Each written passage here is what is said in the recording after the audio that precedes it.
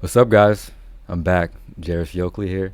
This video is a little different. It's going to be me reacting to my own drum solo and kind of taking you guys through my thoughts while I'm playing and, giving you tips that maybe you can implement in your own drum solos and in your own playing.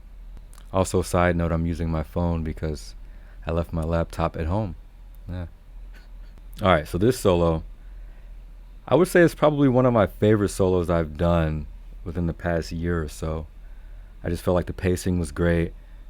I had an idea, a theme, and I stuck with that theme throughout the solo. And I think the audience was able to follow what I was doing. I didn't get too crazy, too complicated. And that's why I picked this one to react to.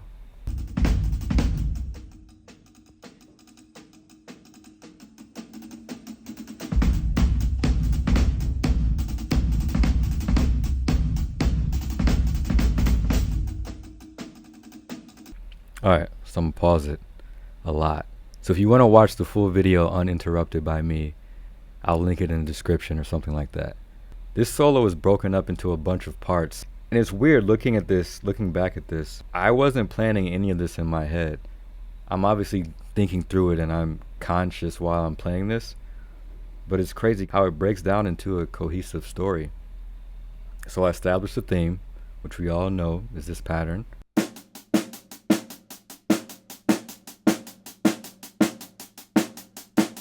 And that's the theme of the whole solo. So already, I know I'm going to come back to this at some point.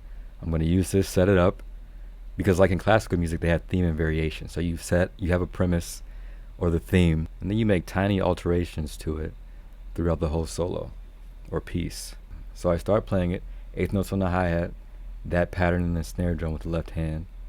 But then I play with it a little bit. I insert 16th notes with the right hand and the right foot to kind of warm myself up, but also keep the audience on its toes and kind of test their ability to hear the main rhythm within all the syncopation and subdividing that I'm doing, that I'm playing on top of the main theme.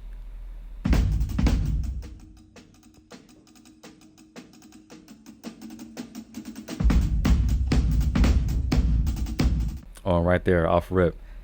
That little stretching of the pattern of the theme, going from the 16th note feel to the triplet feel. We talked about it in other videos, but that's a little Mark Guiliana trick. I'm still playing the figure, the theme, but I'm subdividing it and having triplets around it instead of 16th notes.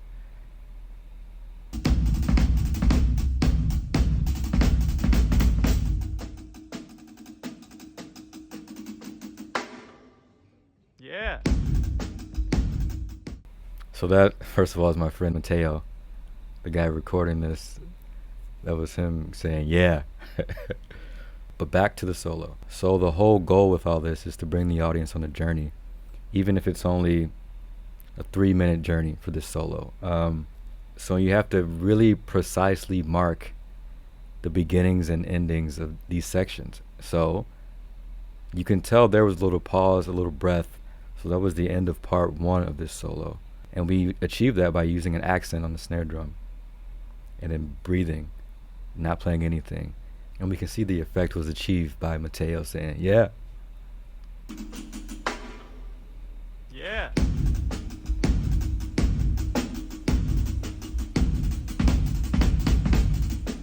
Using 16th notes with the hi-hat and kick drum to kind of beef up the pattern.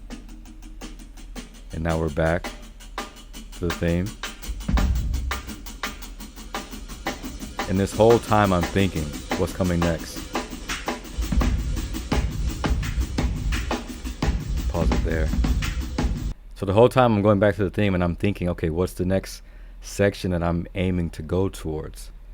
And as we see, I start to incorporate my left foot and do 8th notes in the hi-hat because I already know in my head that I'm switching and I'm going to free up my right hand for what comes next, which turned out to be the clap stack on 2 and 4.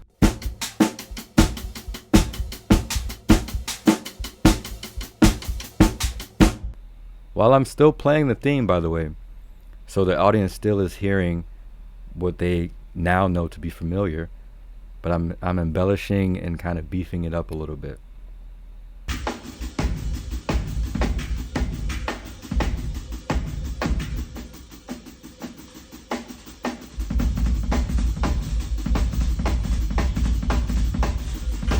kick drums time to shine. And now we're back. Thinking of what to come next, what to play next now. Now I'm just saying, screw it, just go to a totally different beat to kind of create that tension.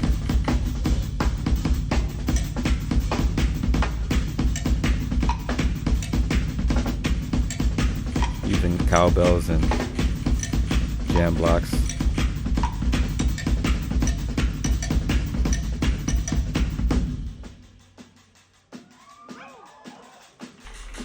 And now we're back. That was the end of section 2 of the solo. You can tell by me going back to the theme, back to the very basic pattern that we started the solo off with. And the audience also knew it was the end of part 2 because they cheered. We don't play solos for the cheers, but to me when I hear the cheers, because I didn't do anything crazy, that's the funny, beautiful part about this. I didn't play any crazy chops. I just went into a cool groovy beat. You know, people like to dance, and that created this tension that hopefully the people listening are like, I don't know what's going to happen now. Okay, he's turning up, he's going to rev up, go to something crazy, and then I release that tension and I go back to the theme. And as I'm still playing, the audience is like, oh yeah, we understand this. We're getting this. All right, let's get back.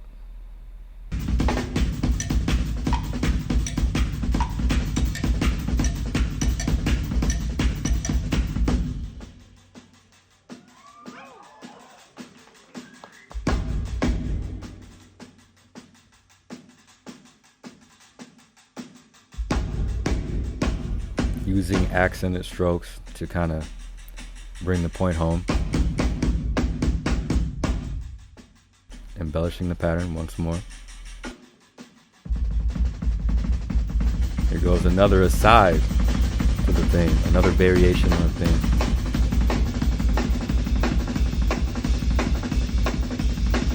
Shout out Dennis Chambers, Billy Cobham.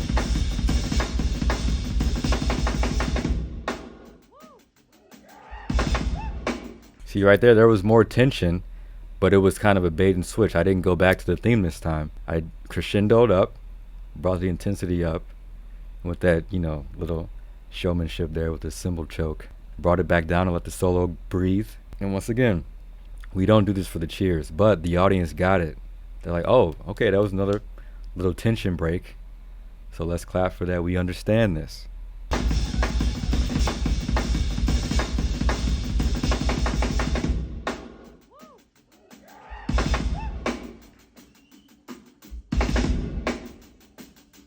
So that was the end of the next part.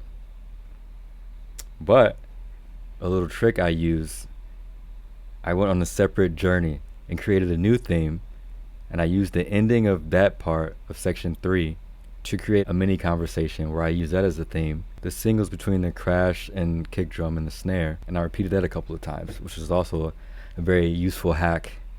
Repetition, I mean, is key. Like if you're running out of ideas to play in a drum solo, just repeating something is very powerful. And I feel like I'm doing it in a way that isn't boring and is still interesting. Because I take that figure and I repeat it, but I displace it a little bit on the grid from where it was previously played.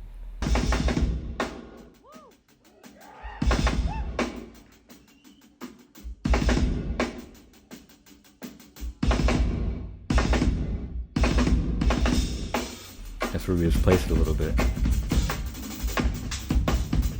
And now we're kind of getting into the... Woo.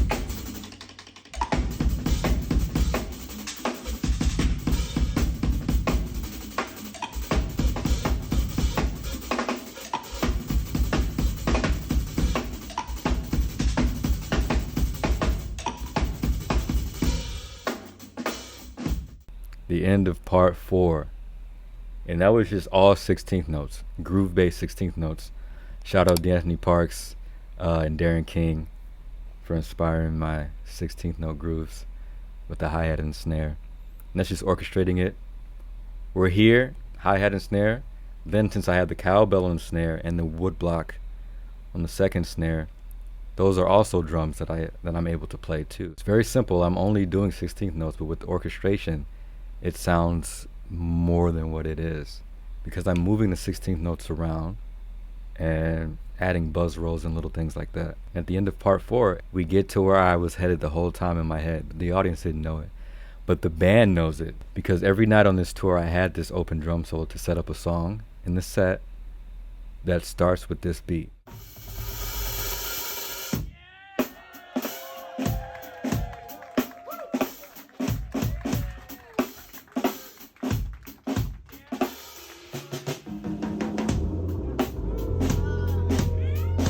So the band knows when I play this beat, okay, it's time. His solo is over, it's time to go. But there's so many little games within the game, within playing a drum solo and being on tour and being a musician, playing with others. So I know that they know that that's the cue for the song, for the solo to be over and the song to start. So instead of playing it all the way through, this drum intro, I go back to the main theme of my solo. And that's a playful way to get the musicians that I'm playing with, to keep them on their toes. And like, oh, he's about to start. It's time to start the song. Oh no, he's not done.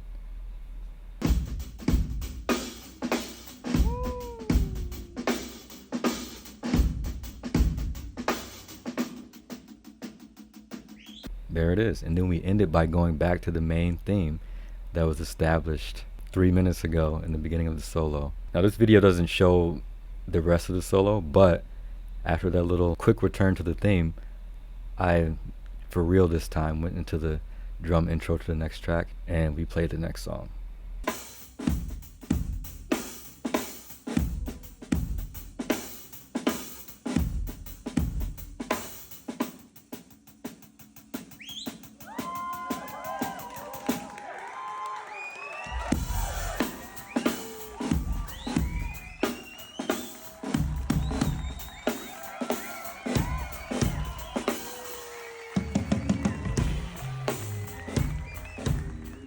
So there it is. There's me reacting to my own drum solo and trying to take you into the mind of a drum soloist. Let me know if you like this kind of video, because I want to do a lot more, and maybe even reacting to other drummers. You guys can put in the comments what videos or what drummers you want me to react to, and I can maybe react to them and then show you guys some exercises or some concepts to hopefully play a little bit more like those guys that you want to play like. Alright guys, thanks so much for the support, and see you next time.